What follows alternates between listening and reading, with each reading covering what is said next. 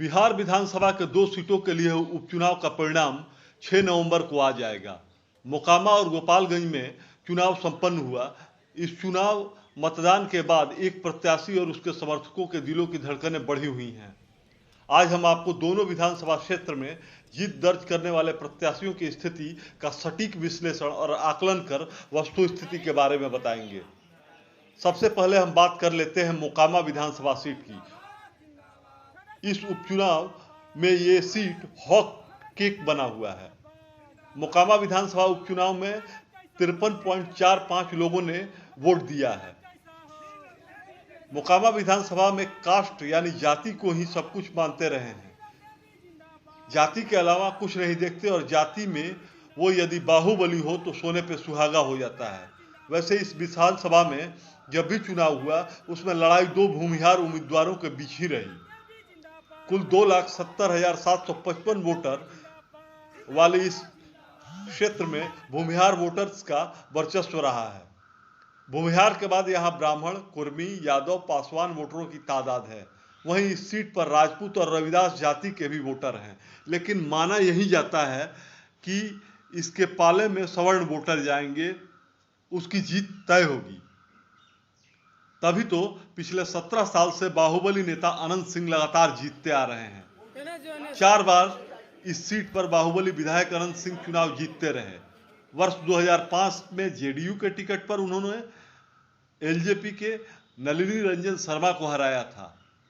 वर्ष 2010 में अनंत सिंह ने एलजेपी उम्मीदवार सोनम देवी को हराकर इस सीट पर कब्जा बरकरार रखा। वर्ष 2015 में जब लालू नीतीश के साथ आए तो अनंत सिंह को दोनों ने ही पार्टी से विदा कर दिया, लेकिन अनंत सिंह निर्दलीय ताल ठोकी और जेडीयू के नीरज कुमार को पटखनी दी।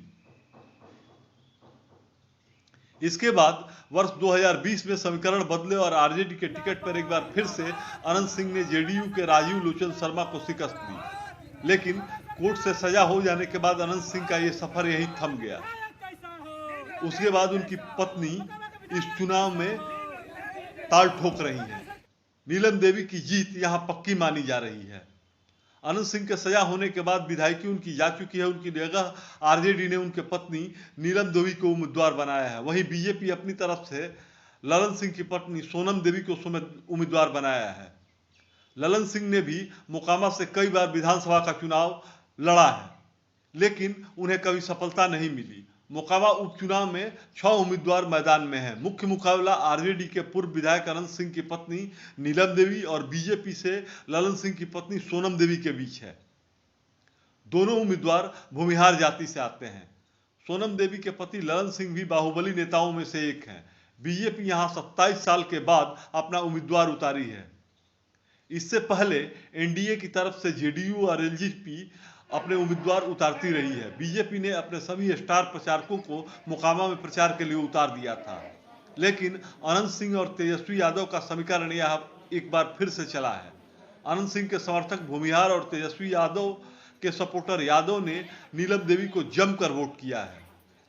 दलित वोट और भाजपा के कोर वोट के भरोसे बीजेपी उम्मीदवार सोनम देवी ने आरजेडी उम्मीदवार नीलम देवी को कड़ी टक्कर दी है। फाइट काफी क्लोज है। अनंत सिंह की पत्नी नीलम देवी की जीत का चांस ज्यादा है, लेकिन जीत का अंतर काफी कम हो सकता है। राजनीति के चाणक्य मानते हैं कि यह पहला मौका है जब मोकामा विधानसभा सीट पर इतना क्लोज फाइट हुआ है और कांटे की टक्कर के बीच चुनाव परिणाम भी रोमांचक होगा। क्या पहले से ही तय माना जा रहा था कि 6 नवंबर को सब कुछ सामने आ जाएगा और जीत का सेहरा किस महिला विधायक के सिर बनता है, ये देखना होगा।